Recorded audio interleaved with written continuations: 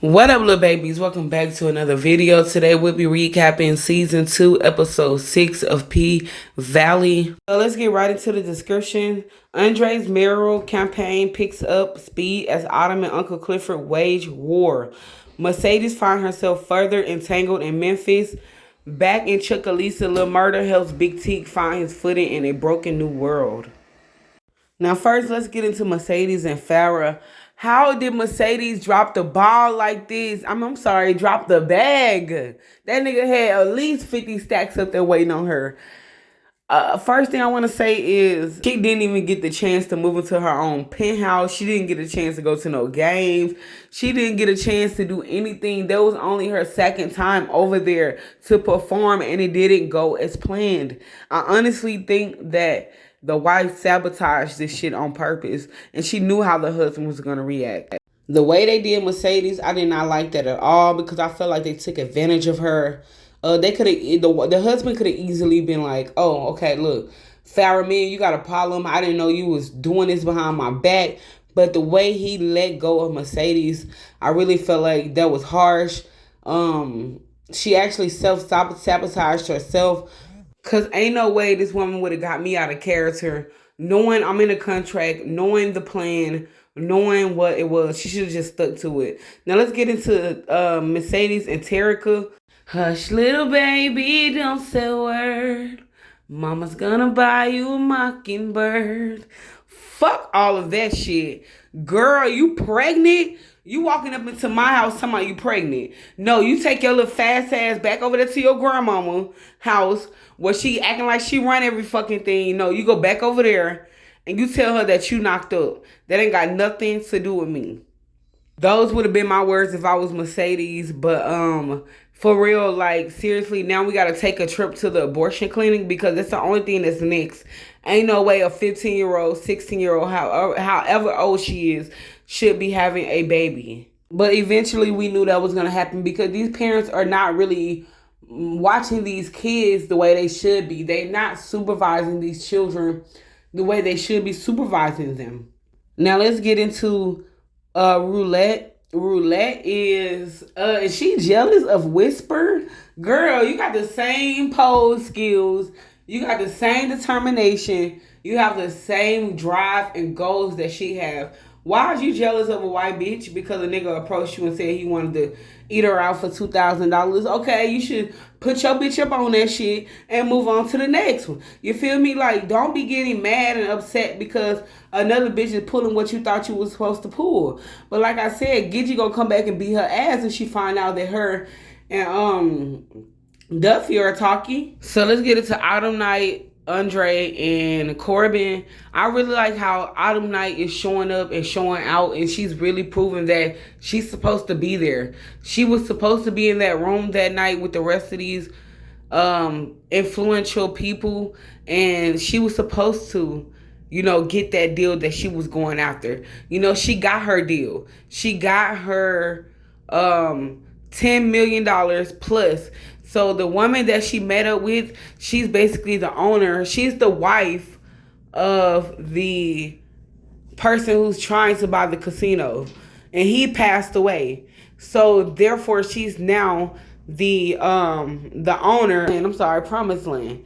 And now the wife is determined to come in, a white wife. Now she's determined to come in and let them know, look, I'm taking over now. Whatever happens, happens. Now me and Autumn gonna make our own separate deal. She was like, Autumn you're gonna get more than $10 million.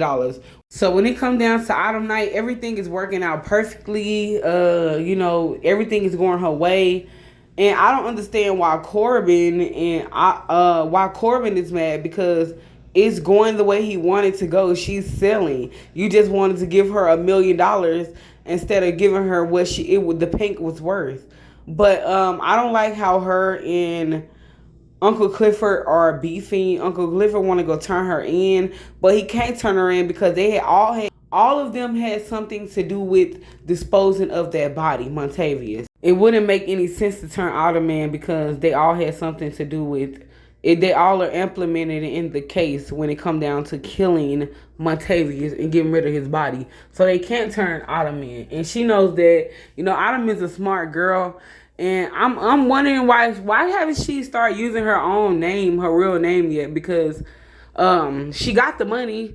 She got the money from the account. She scammed them, did all this scamming shit already. Just go back to your regular name. Oh no, they looking for her. I forgot they looking for her. Yeah, they looking for her. Yeah, shit. But is Sheriff Bailey gonna end up getting her ass?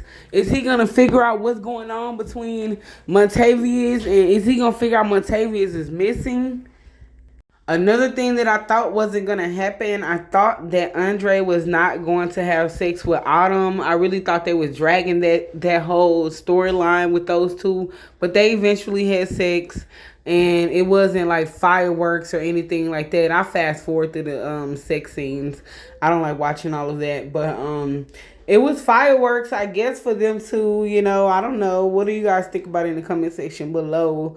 But they finally did the do. But I guess that was his revenge sex, like I said, because I don't think he's going to really like Autumn like that. He's going to be in love with him. These men be in love with the chase sometimes, But, yeah, let's get right into Big Teak. Big Teak was... he was a very troubled character. Like, from what I remember, he said he did his first bid in prison in 1994. So that's been 20 plus years this man been in and out of prison. He dealt with abusive home when he was growing up. He had all these memories and dark thoughts in his head. He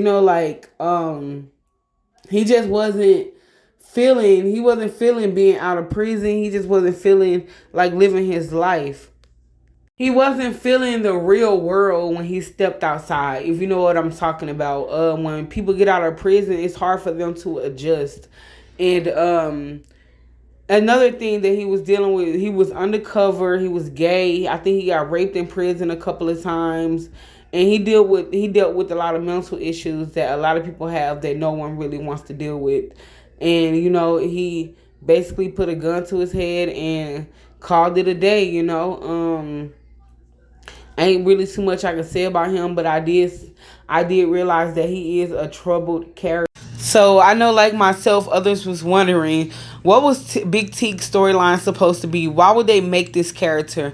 And I think they made him because of they were showing the characters' lives outside of the club, and I think Big Teak had a big part of Lil Murder's storyline because we thought that he was bisexual or bi-curious with Uncle Clifford, but he's really not. He was already doing this stuff before he even met Uncle Clifford. But yeah, we're going to say rest in peace to Big Teak and call it an end on him. Now let's get into Miss Mississippi. I feel like they are dragging this storyline out for her character, and a lot of people are getting tired of it. People are just ready for her to cut this nigga water off. But it seems like she's taking her time doing that. And you know what? We people don't know how it is inside of an abusive relationship and how things work. I mean, I don't even know what it's like, So, it might take them a little time to gain the courage in order to let go of these people, in order to, cut this nigga water off, in order to be brave enough to move on again. This girl has been with him since high school, and that's probably not an easy thing for her to do, to up and leave him. But she has no other choice because look at what he's doing to her. She tried to escape. That plan didn't work. That's multiple times. Actually, that's the first time she tried to escape.